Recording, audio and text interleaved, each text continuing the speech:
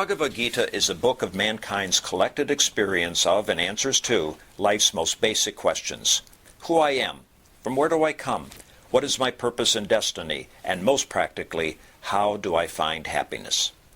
These podcasts originate in the lectures of Neil Bhatt, a disciple of Swami Chinmayananda. They are presented here in 20 to 30-minute segments, each covering 3 of the Gita's 701 verses. Welcome to Gita Wisdom for Daily Living. We had been discussing chapter 4, Gnana Karma Sannyasa Yoga, yoga of renunciation of action in knowledge.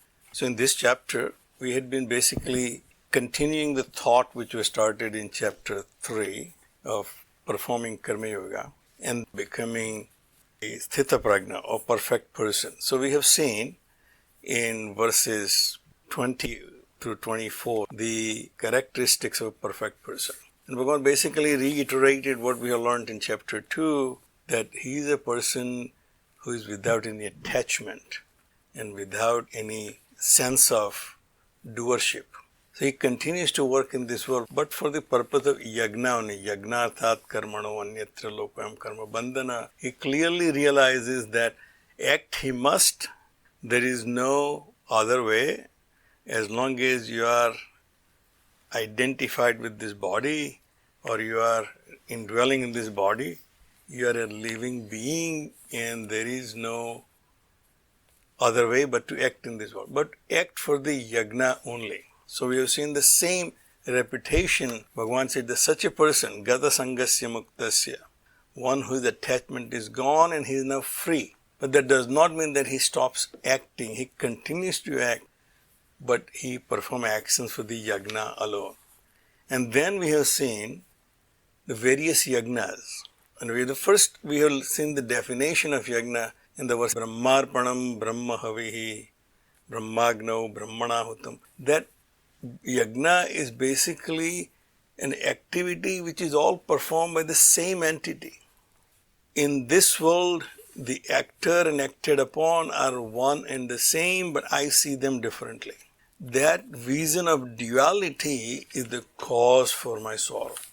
Once I have practiced this Karma Yoga and then come to the realization that the actor and acted upon are one and the same, that which enables me to act is also enabling everyone else to act in this world, and therefore this world of beings, the manifestation of the same entity. That knowledge, Bhagavan said, when that occurs, then you come to realize that Brahman alone is participating in this yajna. So in the verse 24, we have clearly said that Brahma Arpanam, the offerer is Brahman, the offering is Brahman, in which it is offered, the fire is Brahman, and it is going to none but the Brahman alone. So it's like the same entity is playing all the roles in this world. So the yajna is that activity to cleanse my mind to realize that fact. So we have seen about 12 different yajnas are described. So where I am today, to get to the point of that gata sangasya muktasya, to someone who is completely detached from all attachments and free completely, so there are ways to reach there. There is not one path. There are many paths. And you can follow whichever is more conducive. Depending on your own ability and your own means, you can choose a path which is the most conducive for you. So we have started with 2 main yajnas, the Deva yajna and a Brahma yajna. I am performing all my actions through my senses every day. So I can use my day-to-day activities and transform them into either Deva yajna or a Brahma yajna. Either I constantly keep in mind that this transaction which is happening between I and the world is nothing but the transaction at the level of Prakriti, which my senses are interacting with the corresponding objects in this world. Eye is seeing the sights and ear is hearing sounds, but I, the self, is not participating in that activity. And that's one way of, Bhagavan said, you look at it. Other way to look at it is that I, the ego, have any existence of its own. I exist as a limited being because the Supreme Being exists. Because he is functioning through me, my identity with this body, mind, intellect is possible, and therefore I have no agency. I do not act in this world at all. Bhagavan then clearly mentioned before that even I do not act. I, the Supreme Being, has no activity. Even though I created these various types of beings and I created them, but know that I didn't create them. So I remain ajaha, I remain unborn, avyayam, without any mutation. So all that is happening is at my mental level. All the activity happening in this world is at my mental level. Because I am a thinking being and I am perceiving things, the world of perception exists. Depending on my ability to perceive, that I will see the world. I'll see the world very colorful if my sight is very sensitive, but if I'm color blind, the world will become black and white. So depending on the ability of my senses, the impressions of the sense objects I get creates my perception, that creates my world. Now even the physicist I have heard, I think Neil Bhatt or someone said, what is real in this quantum mechanics when particle can be place A or place B, which one is real? And he say, let's define what reality is. So what I perceive is reality. So Bhagavan said, that's a Brahma yajna, where I start realizing that what is happening in this world, in my life, is basically the transaction of a Prakriti with Prakriti alone. Myself remains untouched. So there are 12 different yajnas which we have seen. But see, these are not limited to just these 12. But because of the limitation of the book, limitation of the time, we have just described 12 of them. To demonstrate that there are many paths. Depending on your own ability, you can choose a path. If you're a wealthy person and you use wealth to do yajna, then it is dravya yajna. If you just have nothing but you can practice austerities and discipline yourself, then it's a tapo yajna. All these yajnas are there. The goal is to reach the same destination, to dissolve my ego and become one with the Brahma. In other words, identify with the Supreme Self. So the verse 32 says, Evam bahuvidha yajna vitata brahmano mukhe. Thus, there are many yajnas are lying at the mouth of Brahman. That's one translation or one meaning of this first line of this verse. Brahmano mukhe. Many yajnas will lead you to enter through the mouth of the Brahman. In a sense, that you will enter into the state of Brahman, where you see everything as the same reality. Other simple meaning, and even Bhagavan Shankaracharya uses that definition, there are many yajnas that describe the Brahmana portion of Vedas. The Vedas are filled with yajnas. So as we have learned before, the Vedas are divided into 4 sections. The mantra, Brahmana, Aranyaka and Upanishads. So mantra portion basically describes the glory of nature. All the phenomenal world which we see, the glory of that is mantra portion. The Brahmana portion describes many yajnas, many rituals to attain things, to elevate your standard of living. In other words, you can go from this state of existence to the higher state of existence. So in olden days, the goal was to achieve a state of Swargaloka. All these yajnas are described in Brahmana portion. So in Vedas, there are many yajnas are described. Not just one path, but they all lead to the same goal.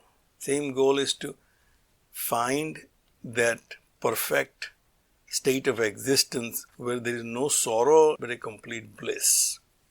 Karmajan viddhitan sarvan. Know that all yajnas are product of actions. So we started out with saying, well, the goal is to become completely free, but that does not mean that you can stop acting. No matter what yajna you perform, they all require self-efforts. So self-efforts are very highly stressed in our scriptures, even though we are blamed for being very passive in our philosophy, karmajan viddhi tan sarvan. No, all yajnas are product of actions. There is no yajna can be performed. Even Brahma yajna cannot be performed without any self-effort.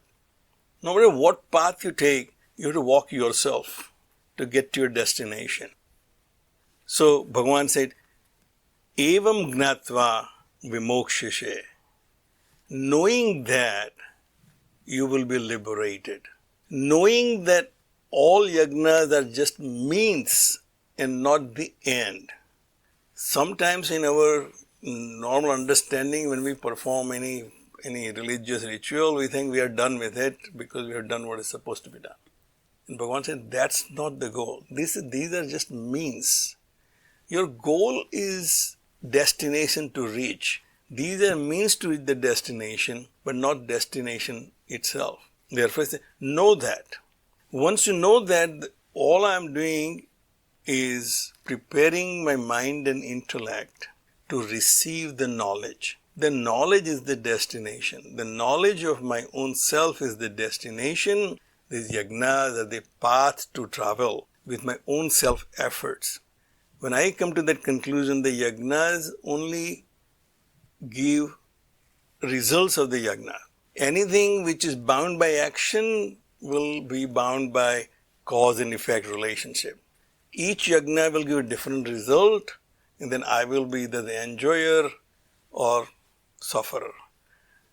So when I understand that clearly, that yajnas are finite in results, but the knowledge gained through this yajna, by preparing myself through this yajna, will liberate me from my limitations.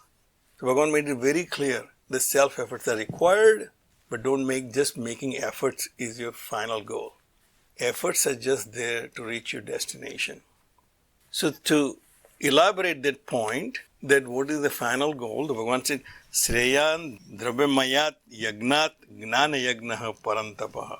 O Parantapa, O scorcher of foe, yagna which require material is inferior to Gnana Yagna. In Gnana Yagna we have seen that I'm putting self-efforts to get rid of my ignorance by getting knowledge is Gnana Yagna. So when I learn something, I put my efforts to learn something, I have basically dispelled my ignorance about that aspect of my life and now got the knowledge. Then knowledge frees me from whatever my limitations were before I had the knowledge. Ignorance is the bondage for me right now. If I don't know where to go, what to do, if somebody shows me a path, it will liberate me from that limitations. Bhagavan said, Shreyan Drabyamayat Yagnat Gnana Yagnaha Parantapaha. Gnana Yagna is better than any other yagna which requires material. Sarva karma akhilam partha gnane parisamapyate. No matter what field you are putting your activities, in the end, all these activities lead you to the knowledge only. No matter what yajna you are performing, out of all the various yajnas described in Vedas and we learnt in Bhagavad Gita, Bhagavan said, know that the end result of all of them, if performed correctly, with the right intention, then you will end up in knowledge. So the gnana is the destination, gnana is the goal, means are all the paths, all the yajnas that we have described before. So how should I get there? I'll figure out myself. And Bhagavan cautions against that, to have your self-evaluation of your own ability to know. The knowledge is something I'm looking for, and I have to travel my own path, but I need a guide.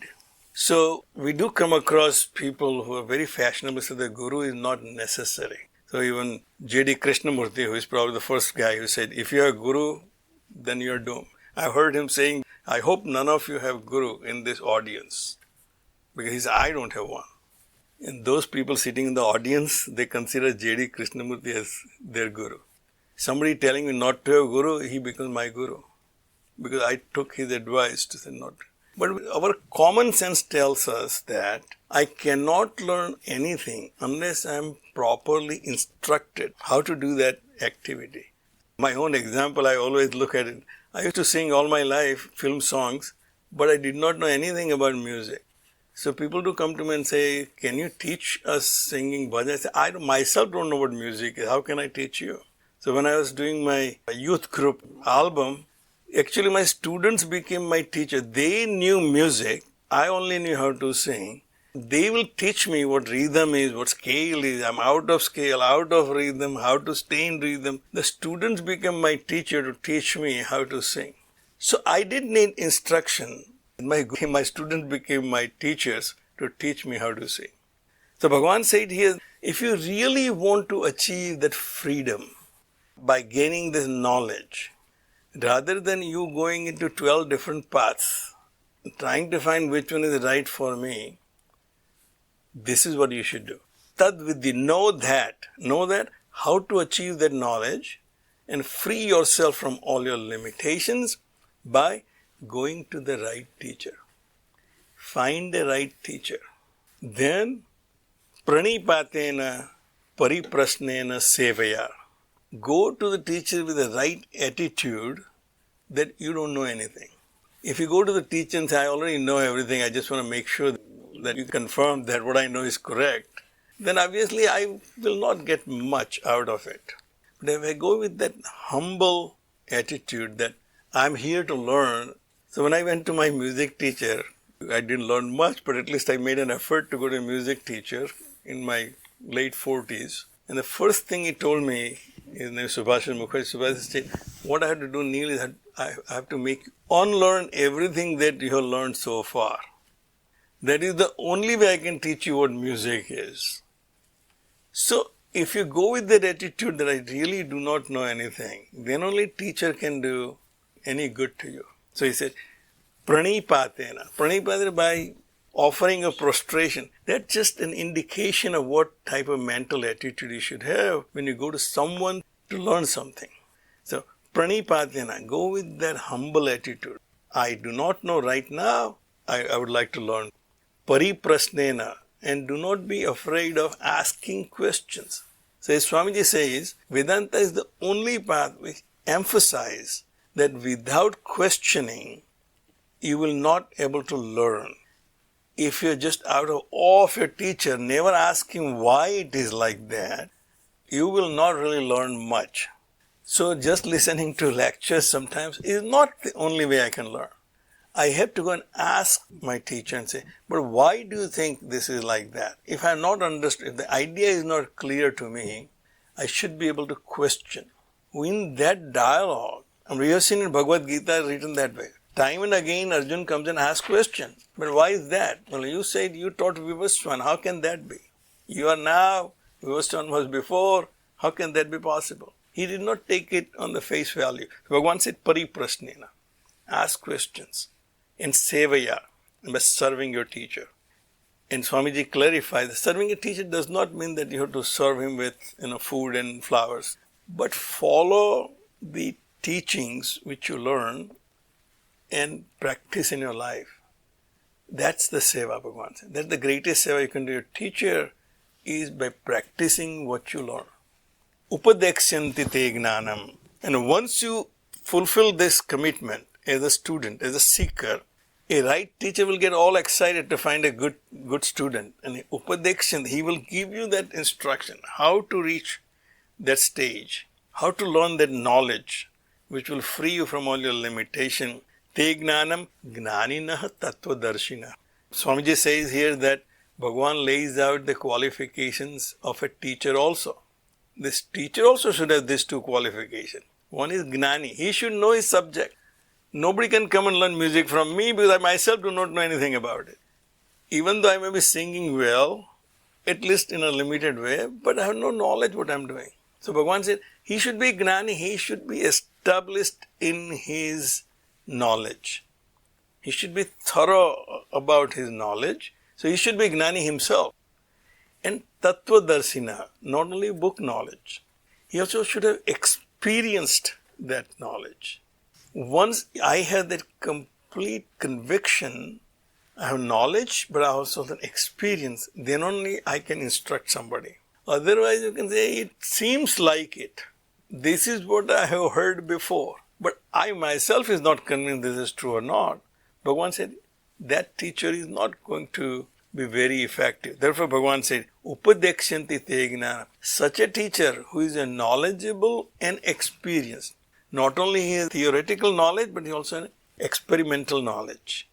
So in any science, obviously just the theoretical knowledge is not good enough. If it is backed by the experimental proofs, then that scientific concept becomes perfect and teachable.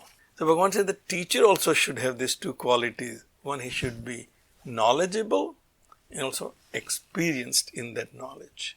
We'll stop right here. If you find this podcast helpful, please support it by donating any amount by going to the episode's website at neilbhatt.podbean.com or at chinmayarichmond.org. Thank you. Om Sarve Bhavantu Sukhina Sarve Santu Niramayaha Sarve Bhadrani Pashyantu Ma Kaschid Dukkha Bhag Bhave. Om Shanti Shanti Shanti. Harihi Om. Shri Gurubhyo Namaha. Harihi Om.